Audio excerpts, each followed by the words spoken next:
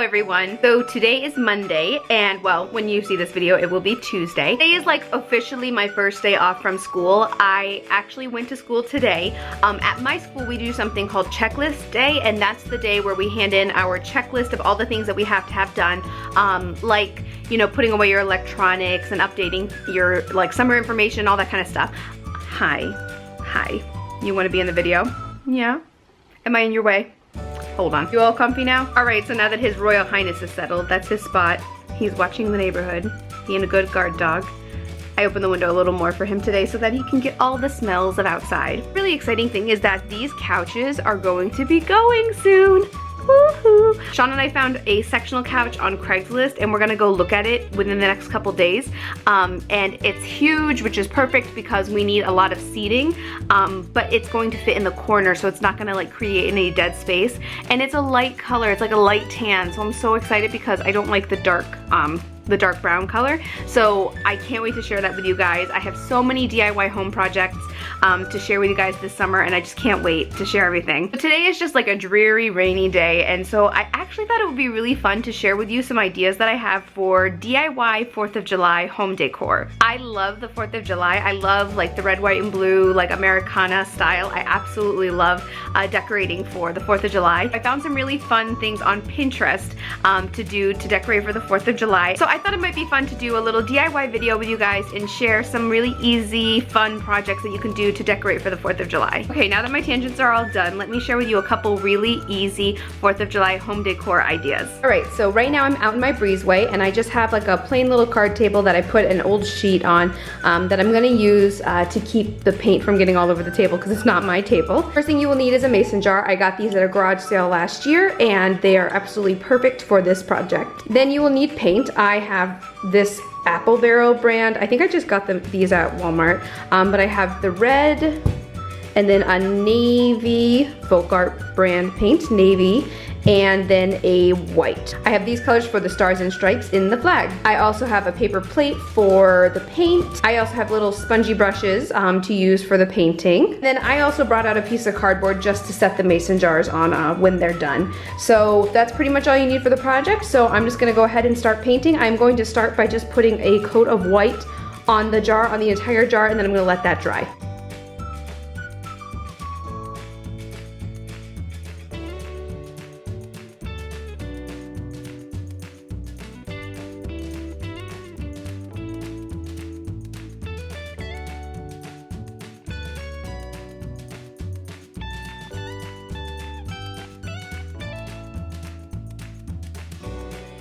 Okay, so I let the mason jars finish drying, and I wanted to show you, I kind of left it in like a kind of like distressed look. So like you can see the lines that like the paintbrush put on the jars, and I want to keep it like that because I think it makes it look really cool.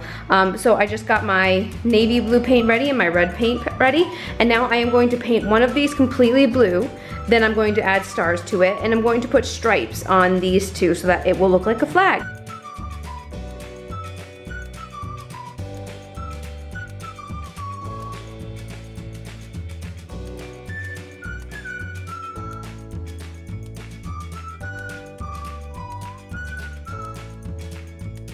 Okay, so I just finished the first jar, the navy jar that I'm going to eventually put some stars on, and I think it turned out really nice. I really love the navy blue to use for this project. So this one's all set, and now I'm going to start focusing on the stripes, which I'm honestly kind of nervous about because I don't have the straightest hand, you know, the most steady hand. Let's see how these stripes go. I think I'm actually gonna try to use the words to help me like guide my like lines.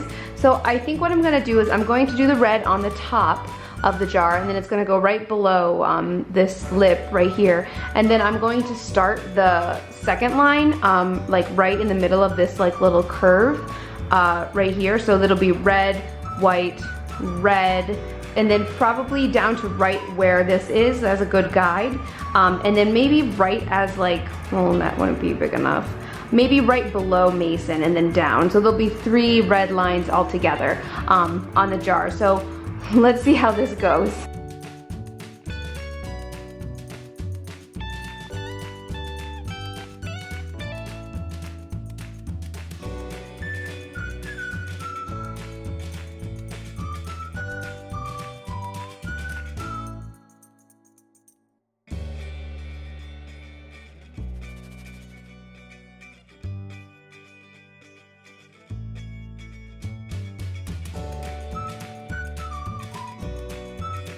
I just finished painting the white and red striped jars, and I think they turned out okay. Like, I definitely should have done lines. Like, this line is way bigger than the other one, but that's okay. I just, you know, did it by sight and it didn't turn out terrible, so I'm okay with it. Next step I'm going to do is I'm going to put little stars on this mason jar. For this step, I'm actually gonna take an old sponge and I'm going to actually take the star template. I'm going to trace it on here, and then I'm going to cut this out, and I'm going to dip it in the white paint and then dip it onto the blue jar. And I think it's gonna turn out so cute. So let's get started with that part.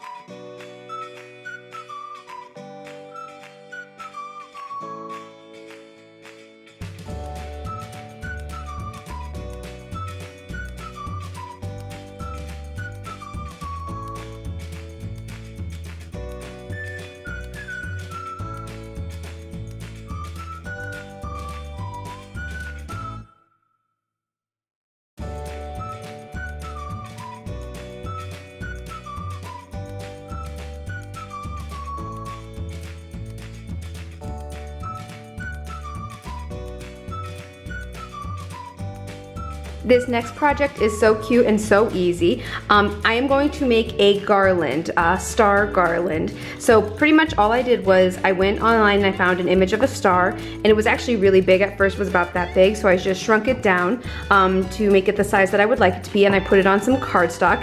Here are the errors. These are the mistakes I made. It was too big, and then I made it smaller, and I accidentally printed on the seam side. So finally got it right. So I printed it on cardstock, and I'm just gonna cut it out along the lines, and I'm gonna use this as a stencil, and I'm going to stencil it onto these 3 different pieces of scrapbook paper. So the first one is red. It's a deeper red. I'm finding that I really like the navies and deeper reds for the red, white, and blue versus like a tomato red and like a cobalt blue. Yeah, I still have paint on my hands from the last project. I hope you guys don't mind. Then I got white. I got 2 sheets of each of these just in case I go crazy and want to make like a really big garland. And last but not least, I got navy. I just think these look so nice together. Like, I do like the stars and stripes when it's like the vibrant blue, like the cobalt blue and like the tomato red, but more often than not, I'd prefer it to be in like a more muted, like rustic color. So pretty much all I'm gonna do is I'm gonna trace the stars onto the paper, and then I am going to just simply glue them to some strings, and then I will have a garland.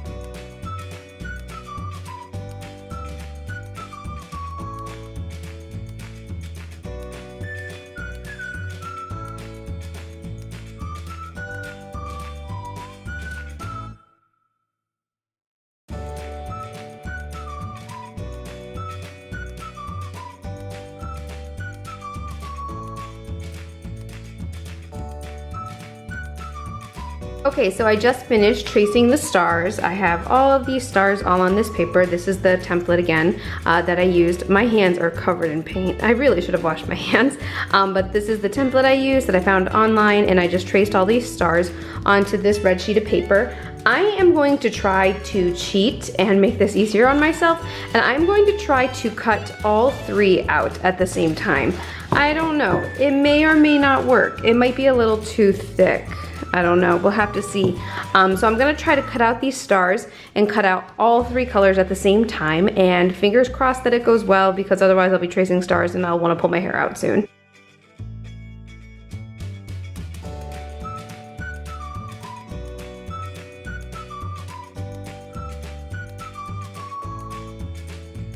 Alright, so 3 hours later, I finally have cut out all of the stars, and this project is just going to be so easy. I'm going to just take some string and I'm going to attach them in a random pattern and glue them onto the string, kind of in like a pattern like this. So it's going to take me 2 seconds to do that, and then I'm going to have a really pretty star garland for the 4th of July. Okay, now that I have my pieces all cut out for the star garland, I am going to string it together.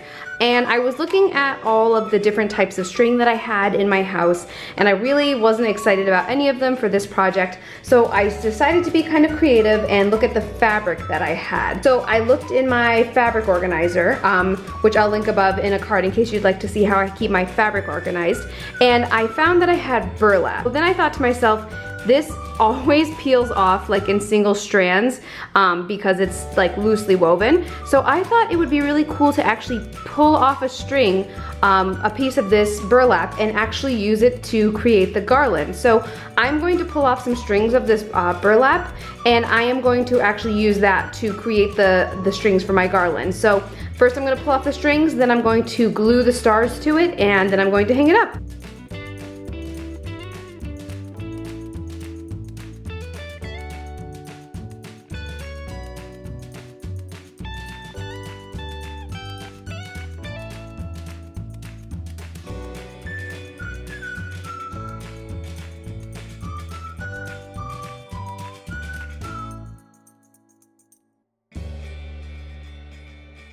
So here's how the flag looks all together. I mean, I think next time I will definitely measure and tape off those two so it can be a little straighter. And I'll definitely make the stamp a little smaller because the stars look kind of giant.